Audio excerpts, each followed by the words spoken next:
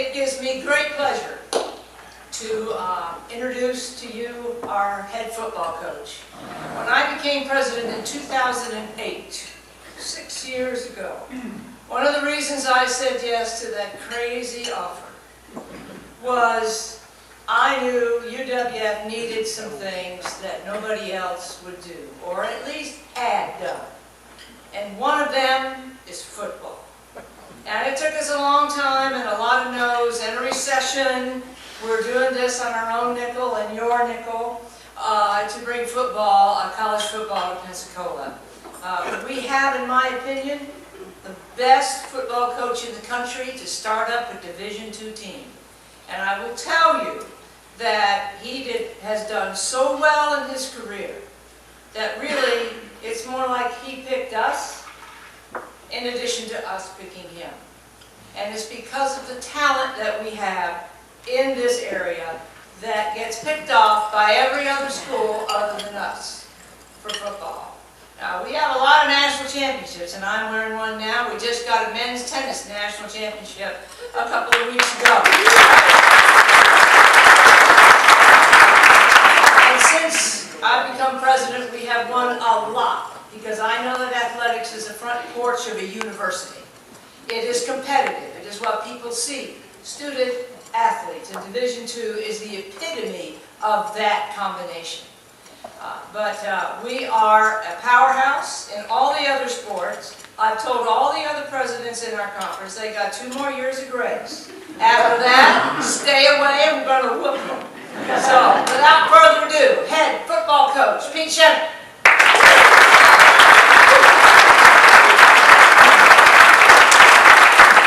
Thank you all very much. Dr. Benz, thank you for that introduction. I want to take a couple minutes, just introduce myself a little bit, tell you a little bit about my background, and then would love to answer some questions from this group.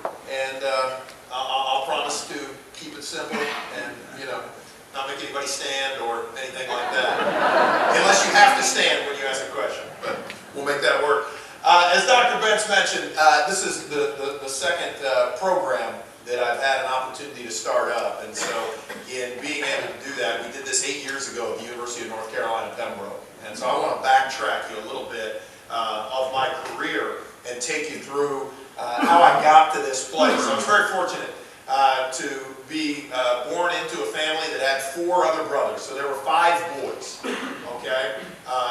It was fortunate for the boys, it was terrible for the furniture and my mother, okay? Because we broke many lamps, many chairs, as we played many knee football games, and then we just progressed and said, why be on the knees, let's just play inside and go when it rained outside, and then we'd go outside when it rained and play, and then come in and get everything wet again. So if you watch the ESPN, I think it was 30 for 30, or it might have been NFL Classic on Madden, or on the Peyton Manning story, Archie Manning story, and you watched that story of the kids, how Peyton and Eli and Cooper grew up, and one of them was always going in crying, that kind of thing. I had a brother that was just like that. Couldn't win anything. We beat the tar out of him. We could have cared less as older brothers, but he ended up turning out to be a pretty good athlete, just like the Manning son.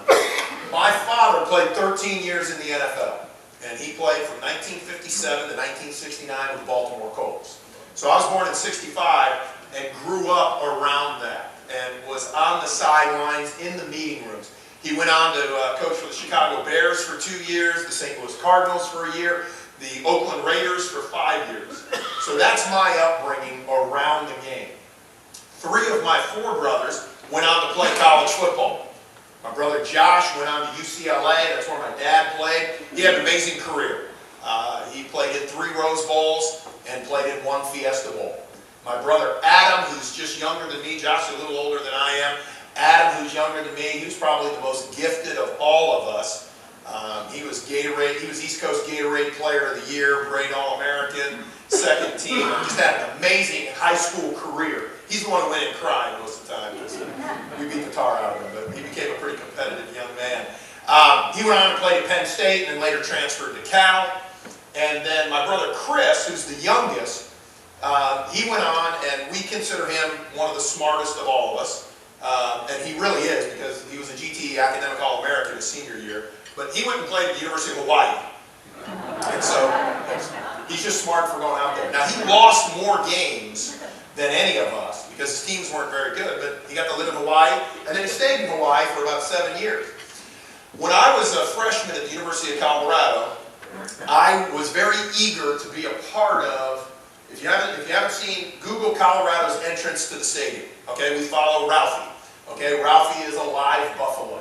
I don't know how much buffaloes weigh, but they're big and impressive looking animals. And so when I was a freshman, I wanted to be as close up front to Ralphie as I possibly could be. And I remember walking up, weaving my way as a freshman, getting close, and here's Bill McCartney, my head coach, and Ralphie is right there. And McCartney turns around and looks at me, and he goes, "Shinnick, let me tell you something. First time I ran out, the handlers of this buffalo, they had a little trouble with it. And I'm standing here, and that thing turned right around, and it's staring me in the eyes, Shinnick. And I didn't know if it was coming at me or we were going to go that direction." And I'm sitting there looking at him, and I'm like, "Really, coach?" He's like, "Yeah." So I start working my way to the back of the crowd, all right?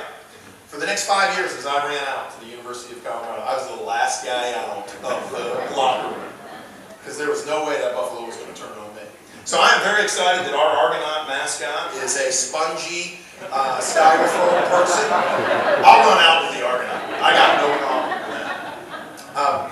I met my wife when I was a graduate assistant at Clemson University. We're going to celebrate our 23rd, thank you, Clemson, excellent. We're going to celebrate our 23rd wedding anniversary this Sunday.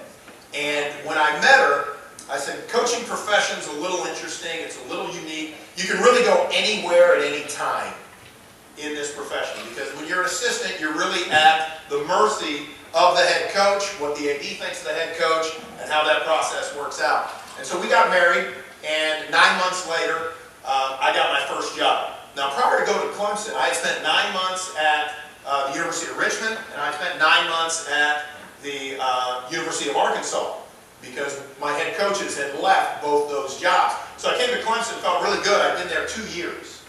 All right, so I really had 3 jobs in right around 36 months. Okay, got married. 9 months later, I take my wife, who was born and raised in Anderson, South Carolina. I take her to Corvallis, Oregon. All right, she had not been much further than Anderson, South Carolina. Greenville, South Carolina, which is 45 minutes up the road, was a good little trip for her. Okay, family go on vacation. They go to Myrtle Beach, about 3 hours. That was a long trip. All right, I'm taking her to Corvallis, Oregon, which if you look on the map, other than the University of Washington and the University of Hawaii, there really is no university further away from Anderson, South Carolina than Oregon State University. We were there 2 years, and then 2 years there was a change. So then I went to Marquette, Michigan. Okay, so we've been married now little over 3.5 years. We're going on our 4th home and our 3rd state. And I was like, you know, I'm still glad 23 years later she's still with me because we did weather that storm. Interesting thing about Marquette, Michigan, if you have not seen it on a map, do it sometime. It's really southern Canada. Okay, you cross the lake and it's sitting up there. I was very worried about moving a girl from South Carolina to a part of Michigan that is really cold. And so I wanted to know how cold it was in Michigan before I moved my wife. Now, it was the only job offer that I had. So I was just gathering that information to help her out a little bit, and we were still going. Okay, I was still going to take her. No ifs, ands, or buts on that. So they told me it's really not that bad, that it really doesn't get that cold in Marquette. And so I took it for granted. Okay, I was like, well, what's that mean to you guys? Well, hey, it's usually about 25 to 35 degrees. I'm like, all right, we can deal with that. Talk to my wife, 25, 35 degrees. We'll have a good heater. We'll stay inside. The question that I failed to ask when I moved to Marquette, Michigan, is how much does it snow? Okay? It's on Lake Superior. They have this stuff called lake effect snow. I didn't even know it existed. Okay?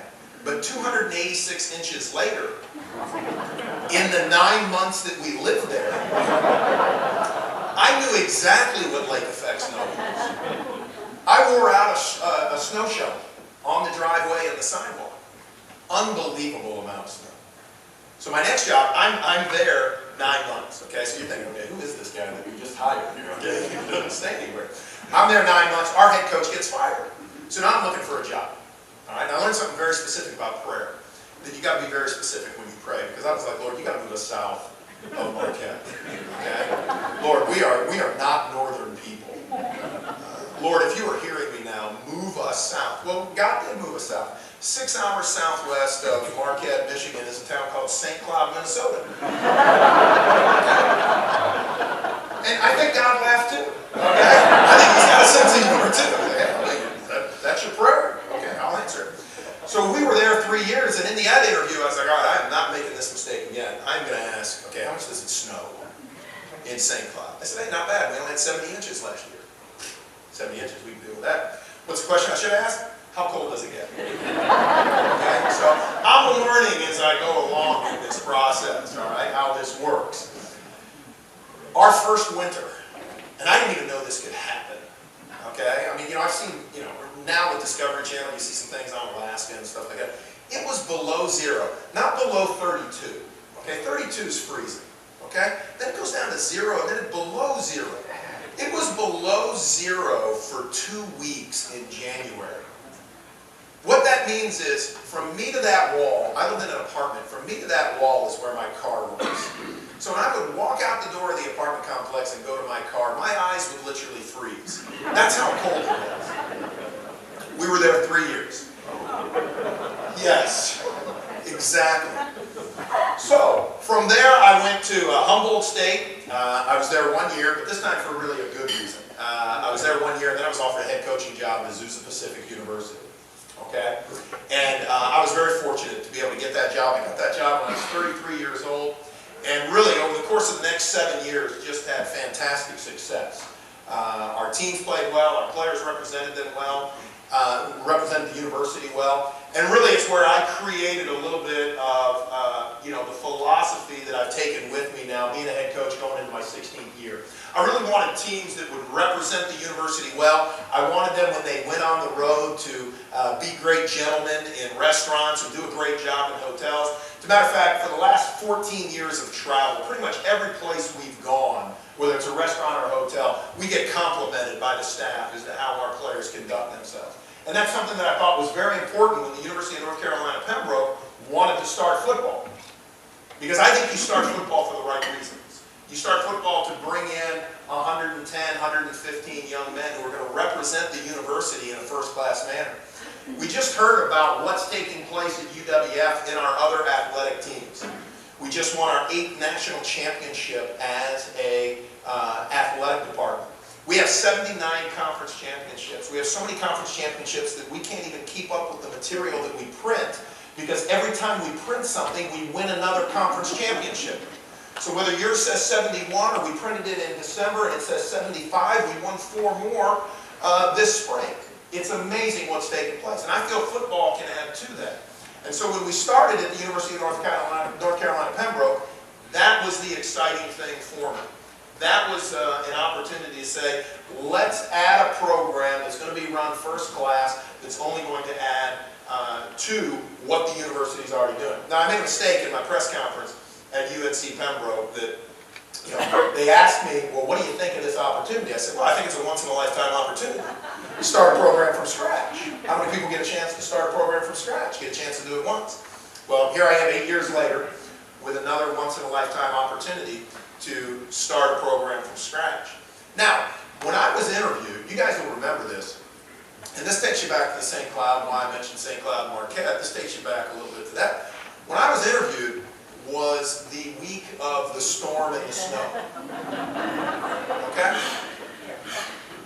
In Pensacola, Florida. Literally to the point, on the Monday night, we're staying in a hotel, and I know it's by the beach, and we're kind of looking. I mean, literally, I went, to look at the hotel address to just make sure that we really were in Florida. And it's interesting because everybody kept telling me, hey, it's really not like this. Okay? This really doesn't happen. I was sitting there going, I lived in Marquette, Michigan, and St. Cloud, Minnesota. It was like this. It's kind of chilly. We were here. It's the longest interview I've ever been a part of in my life. I was supposed to come in on a Sunday and leave on a Tuesday afternoon. Okay? Well, bridges freeze. Who knew? Okay? Who knew that bridges freeze? I mean, I drove over that bridge and said, this is great. Who knew that that would freeze? Okay? So then we're here till Wednesday morning. Then we're here till Thursday morning. Okay? And I'm like, man, I'm really glad I like this place. I would like it to warm up.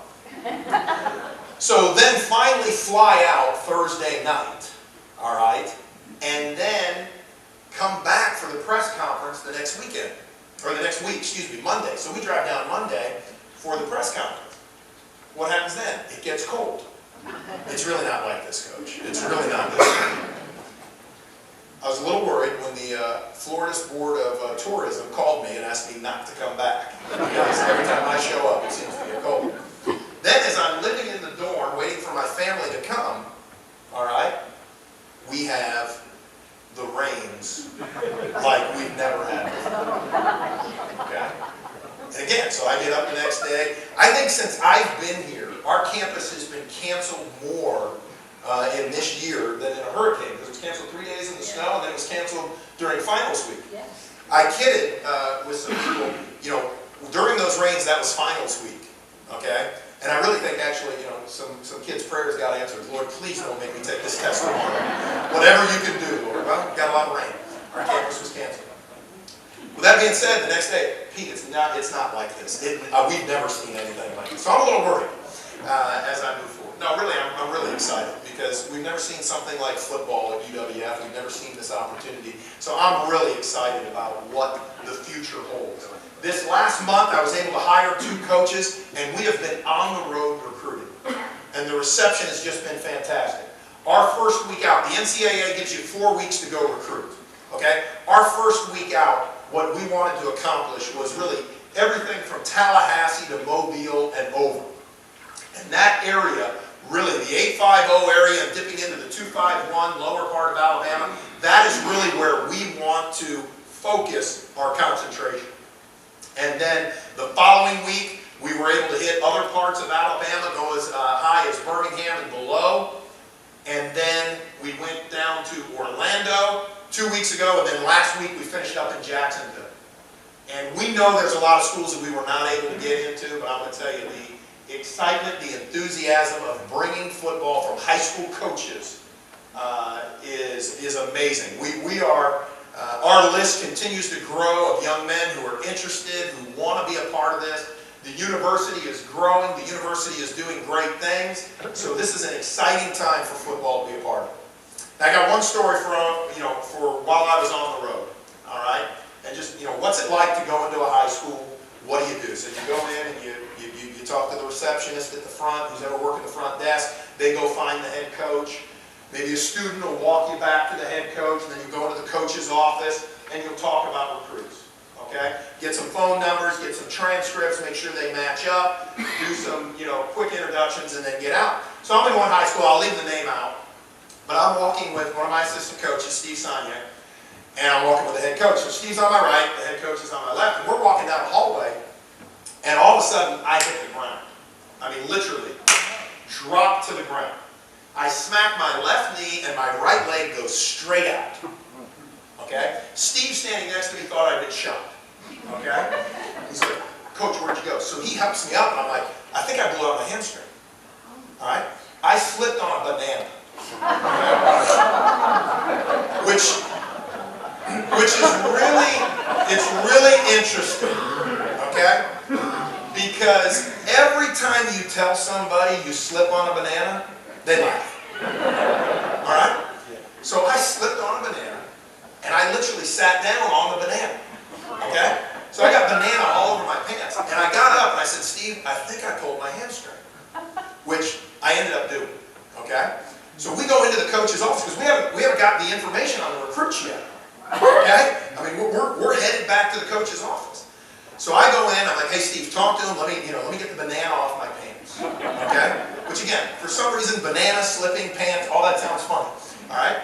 So while that's happening, I go into the bathroom, clean it up, I come out, and right now, my head is strong. If you haven't pulled a muscle, okay, it's like spraining an ankle, okay? It's just throbbing, okay?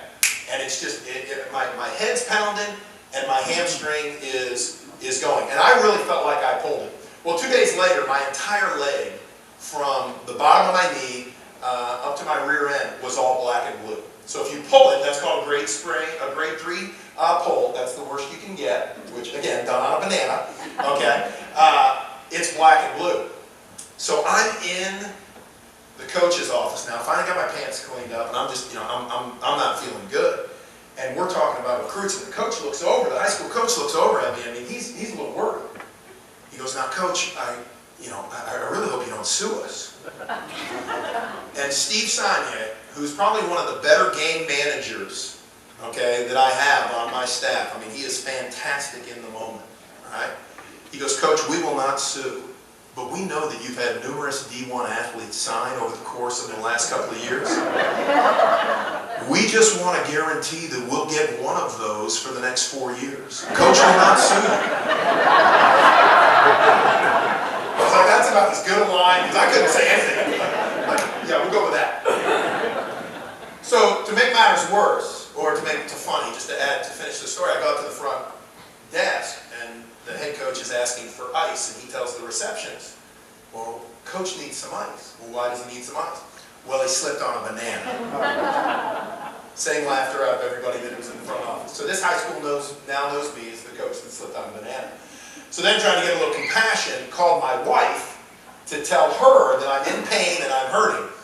"Well, what happened?" "Well, honey, I slipped on a banana." And then she's laughing, my kids are laughing. So, no sympathy whatsoever. So with that, I'm looking forward to signing a couple of D1 athletes out of that high school and making it work and building our program.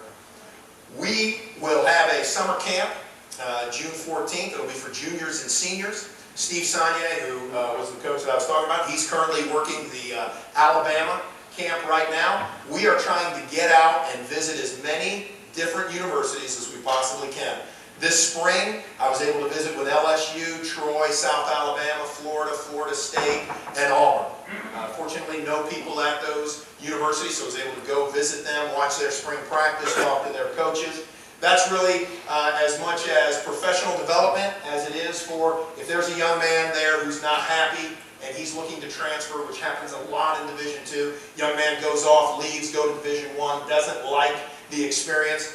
Well, we feel like we have one of the best experiences for a transfer and for a high school senior that they can come to.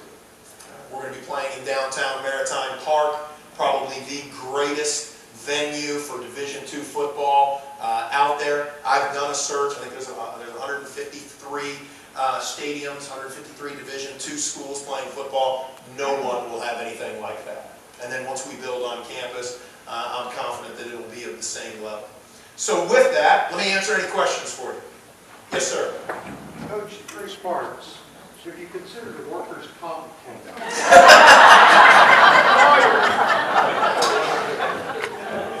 How many full scholarships can you offer? And if someone wants to make a contribution of a scholarship, will that reduce then the number that you could offer?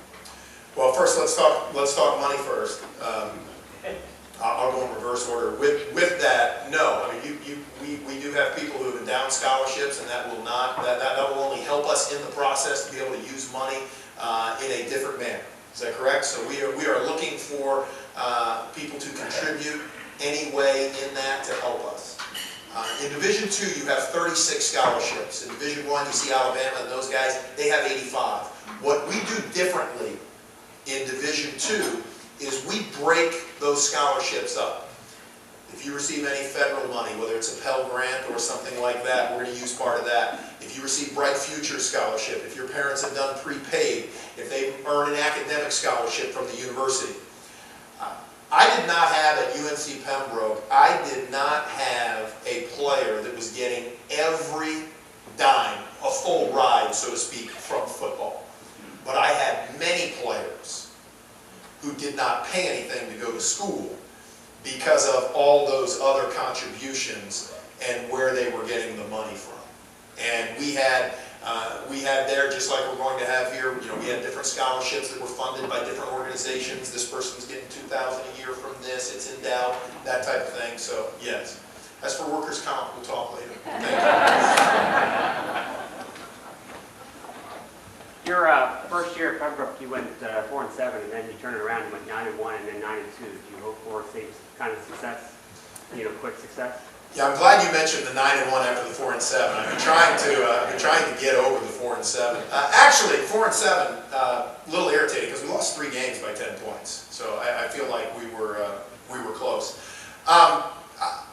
We would love to be able to do that. And that is, I think we made a lot of mistakes in that first year, learning how to do this, which we will apply this time around.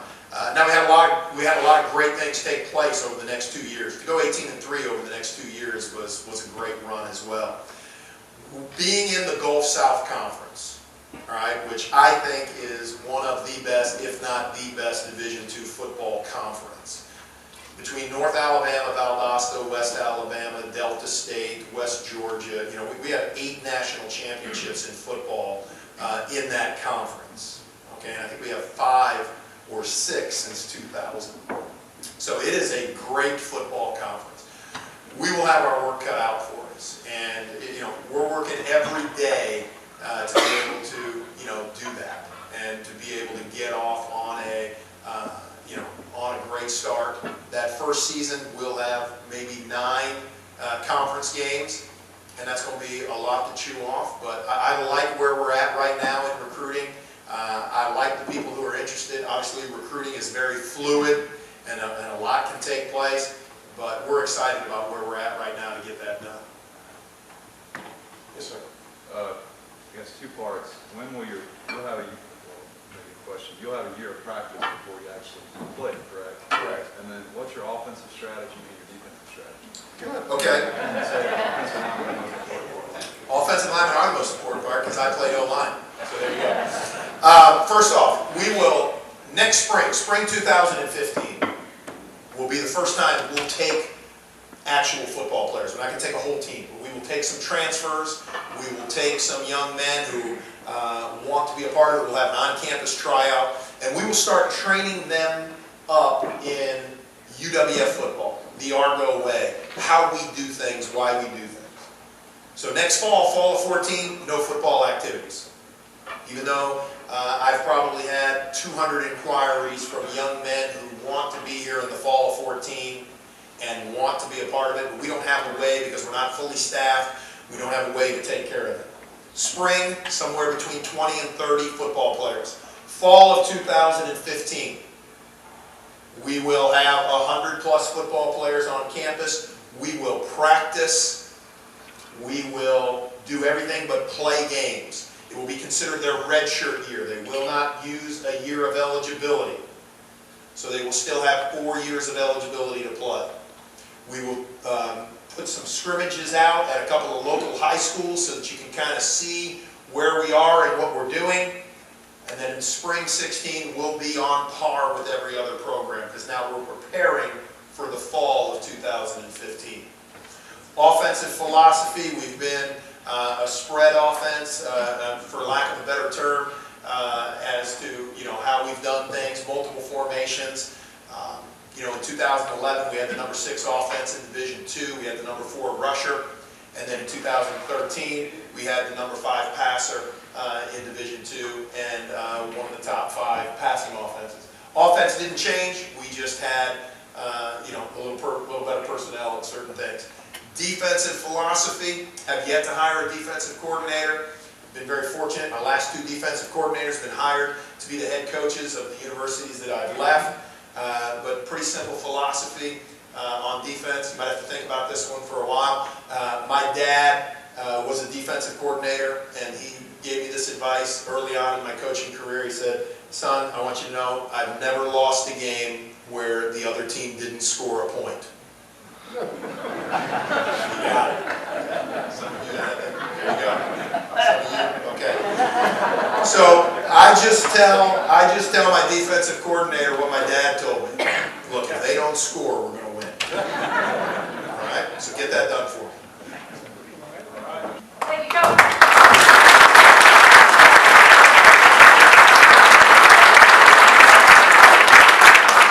On behalf of President David and the Downtown Rotary, and here's some more fine china. Another